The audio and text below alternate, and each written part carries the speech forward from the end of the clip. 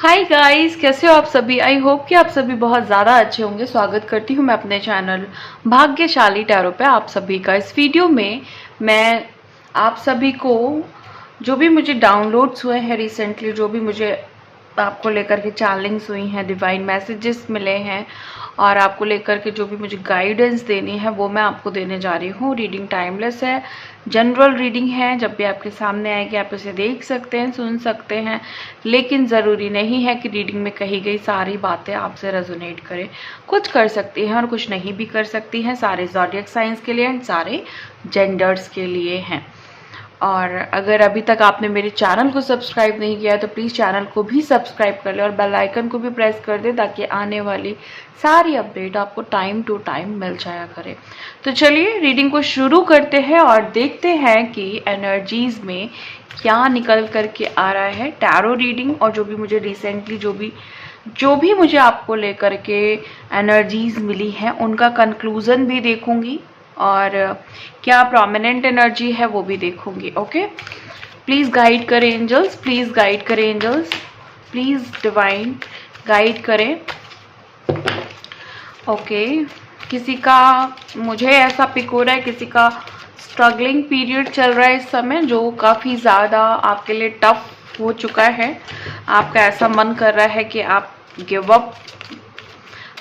Up कर सकते हैं एनी मोमेंट, बट आपको करना नहीं है क्योंकि ये डिवाइन गाइडेंस है आपके लिए कि आपको गिव अप नहीं करना है। बस आप अपने जो भी आपकी मंजिल है उस वहाँ तक पहुँचने में बस थोड़े ही कदम बाकी हैं, तो आपको हारना नहीं है। आपको ऐसा नहीं फील करना है कि आप हार चुके हो या फिर अब आपके अंदर हिम्मत नहीं है। आप थोड़े टाइम के लिए एक ब्रेक ले सकते हो, रेस्ट ले सकते हो, बट आप गिव अप नहीं कर सकते हो डियर, क्योंकि आपको डिवाइन ने चूज कर लिया है किसी महत्वपूर्ण कार्य के लिए। सो पहला कार्ड मैं ले रही हूँ ट्रुथ का, नाइस।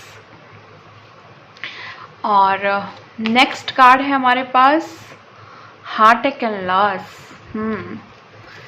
Okay, wait. पहला कार्ड है ट्रुथ का, दूसरा है हमारे पास हार्ट एंड लॉस का, और फिर हमारे पास है और कार्ड्स दीजिए डिवाइन, प्लीज़ गाइड करें, प्लीज़ गाइड करें, प्लीज़ गाइड करें। ओ रिजॉइस इन सेलिब्रेशन और stand your ground, obstacle and challenges. देखो यहाँ पे मैंने बोला था ना कि स्ट्रगल टाइम चल रहा है, तो चैलेंजिंग पीरियड है। और प्रोमिनेंट कार्ड है टेम्पटेशन। टेम्पटेशन मैं ऐसे रख देती हूँ। और बॉटम ऑफ द डेक है new beginnings. My God, bottom of the deck है न्यू बिगनिंग। तो जो हो रहा है वो सब इसलिए हो रहा है क्योंकि कहीं ना कहीं जीवन का एक नया पड़ाव, नई शुरुआत हो चुकी है गाइस।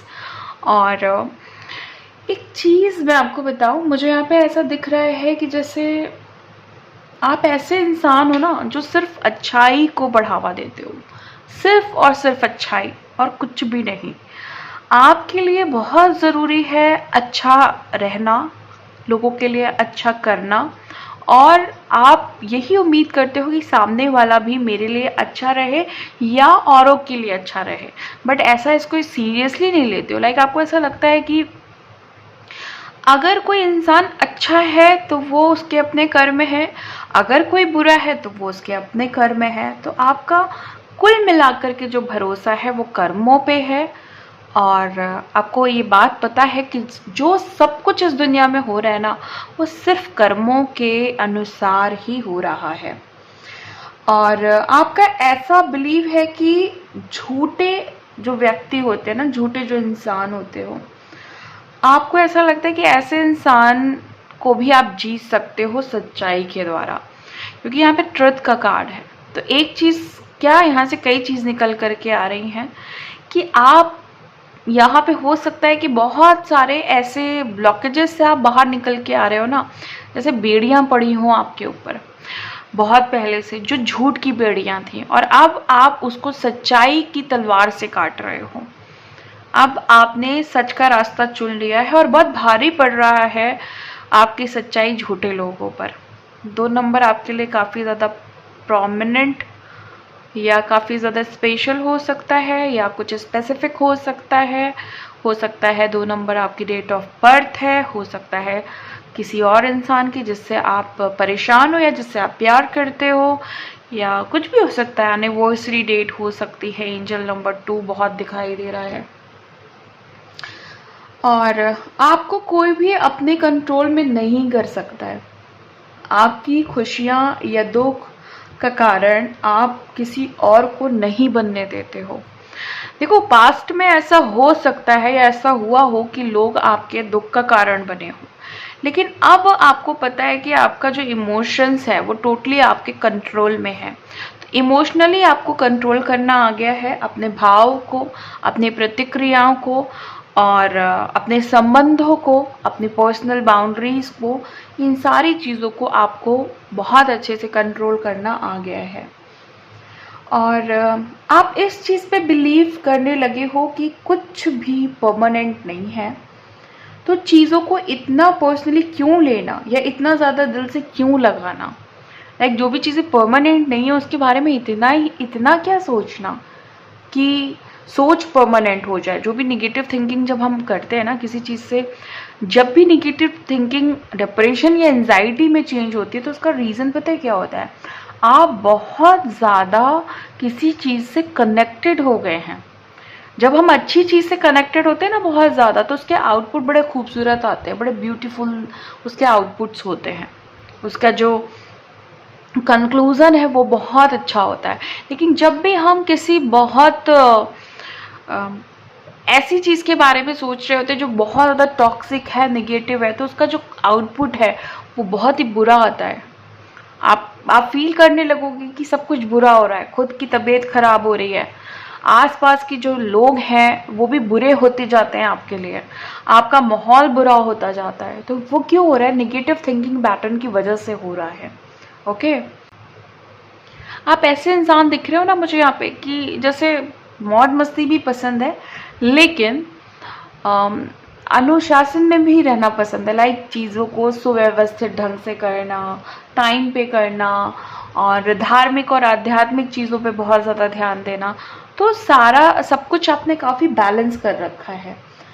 आपने जो भी पास्ट में गलतियां की हैं, अब आप उसको दोहराते नहीं हो।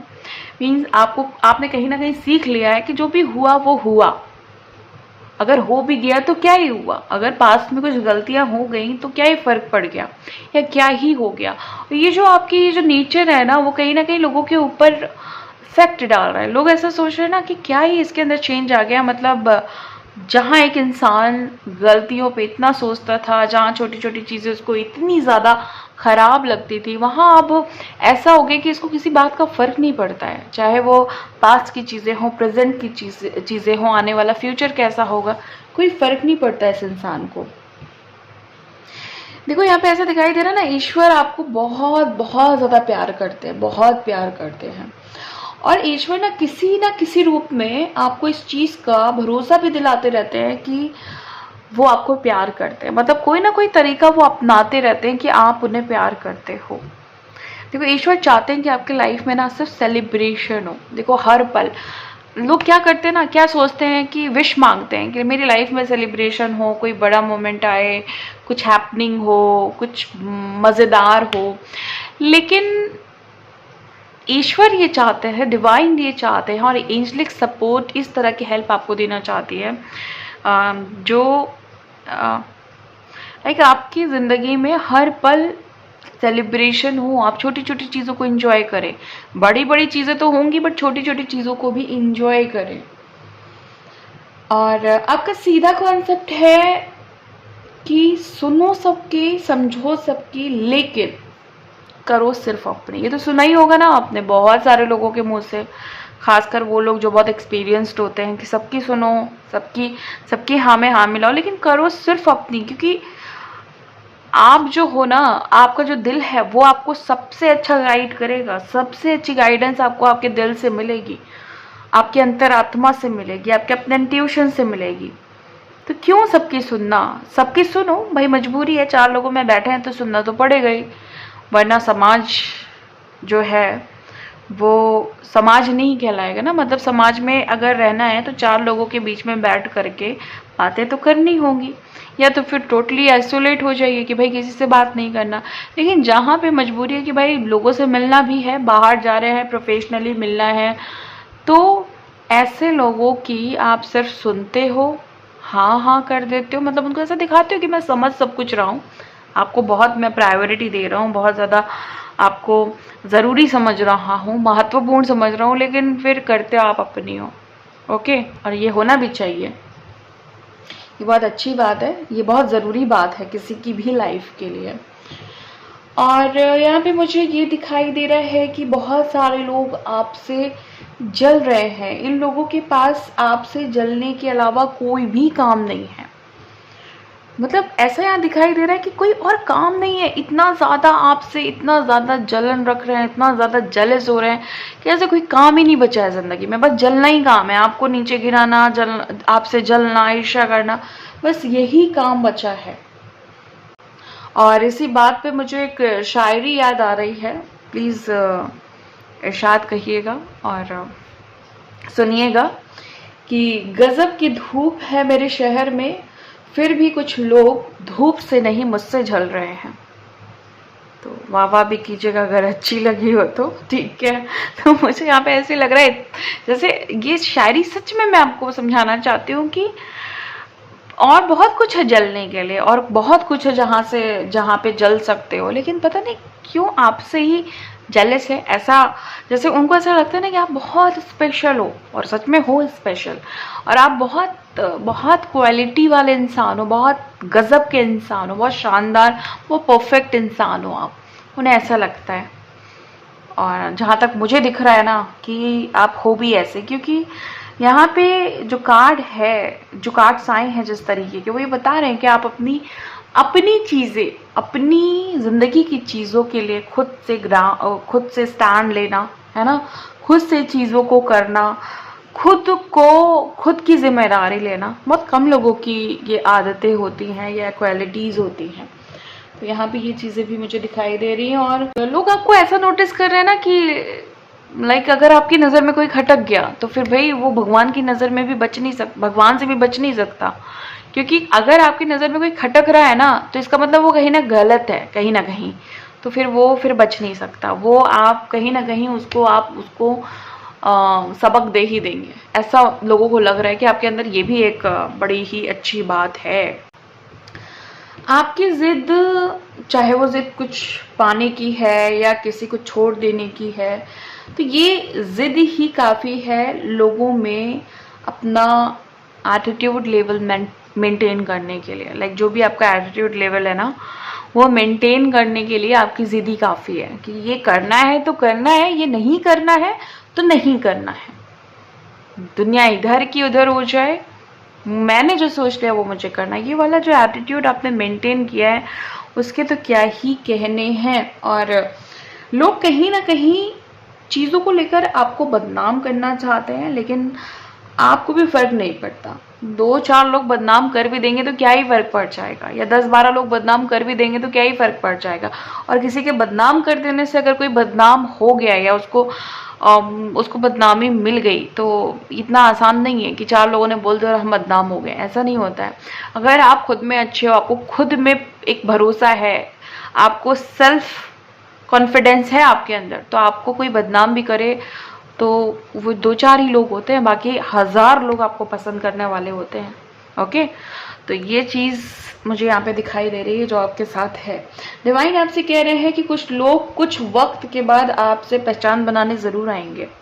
यहाँ पे एक चीज़ मैं बताऊँ आपको, एक चीज़ मुझे समझ में आ रही है कार्ड्स के अनुसार, और जो मुझे रिसेंट चैनलिंग हुई थी, कि कुछ लोग वापस आएंगे आपसे पहचान बनाने के लिए, आपसे दोस्ती करने के लिए, आपके दिल में जगह बनाने के लिए, लेकिन भाव नहीं देना है बिल्कुल भी, क्योंकि उस समय तक आप इतने तैयार हो चुके होंगे और इतने बदल चुके होंगे, इतने ट्रांसफॉर्म हो चुके होंगे और इतने हाईलाइट जैसे कहते हैं ना कि वो चकाचौंध जो एक ज़िंदगी होती है, जहाँ पे शोहरत होती है, नाम होता है, वहाँ तक आप पहुँच चुके होंगे। तो भाव नहीं देना है किसी को, और किसी गिल्ट में नहीं जाना है कि अरे भाव नहीं दिया तो लोग क्या सोचेंगे। बिल्कुल कुछ नहीं सोचेंगे। वो अभी भी वही सोच रहे हैं जो आगे सोचेंगे, और आगे भी वही सोचेंगे जो अभी सोच रहे हैं। तो आपको ज़्यादा इस पे ज़्यादा विचार विमर्श करने की ज़रूरत नहीं है। आपको मना किया जा रहा है तो आपको मानना ही होगा भगवान की ये कुछ रूल्स अपने लिए। ओके, और देखो, लोग जैसे हैं, उनकी सोच जैसी भी है, उन्हें वैसा ही डील करिए। ज़्यादा किसी को ज़रूरी मत समझिए। यहाँ पे कुछ लोगों के लिए मैं बताना चाहूँगी कि अगर आपको ऐसा लग रहा है उनकी सोच आपको ट्रिगर करती है, आपकी उनकी सोच को आप ज़्यादा डाइजेस्ट नहीं कर पाते हो, एक जजमेंटल नेचर आ जाता है कहीं ना कहीं, तो आप सोच नहीं बदल सकते हो किसी की। आप ये सोचो कि आप अपने द्वारा किसी की सोच को बदल दो, चाहे वो घटिया सोच है चाहे वो अच्छी सोच है, तो ये नामुमकिन है। देखो, इंसान की फितरत कभी नहीं बदलती है। बदलते वो लोग हैं जो इम्प्रूवमेंट चाहते हैं अपनी लाइफ में, जो आगे बढ़ना चाहते हैं, जो ट्रांसफॉर्मेशन चाहते हैं, जो लाइफ में कुछ अच्छा होते हुए देखना चाहते हैं, कुछ बड़ा करते हुए देखना चाहते हैं, या बड़ा होते हुए देखना चाहते हैं, खुद से कुछ बड़ा करना चाहते हैं। उन लोगों की फितरत कभी नहीं बदलती है जो कुछ नहीं करना चाहते हैं, और उनका काम होता है लोग आगे बढ़ते हुए लोगों को पीछे खींचना। ये उनका अपना काम है, ये भगवान ने उनको ये काम दिया है, वो बाखूबी कर रहे हैं। आप अपने काम को बाखूबी करिए जो आपको मिला है, और आपको काम जो मिला है वो थोड़ा सा अलग काम है, थोड़ा डिफरेंट काम है, इतना आसान काम नहीं है, तो उसमें फोकस करिए पूरा। और उनका काम आसान है। किसी को पीछे खींचना बहुत आसान होता है, किसी को आगे बढ़ाना बहुत मुश्किल होता है, खुद आगे बढ़ना बहुत मुश्किल होता है। तो उसमें पूरी एनर्जी लगाइए। जिसको आसान काम मिला है वो करेगा ना, वो इसलिए करेगा क्योंकि आसान है।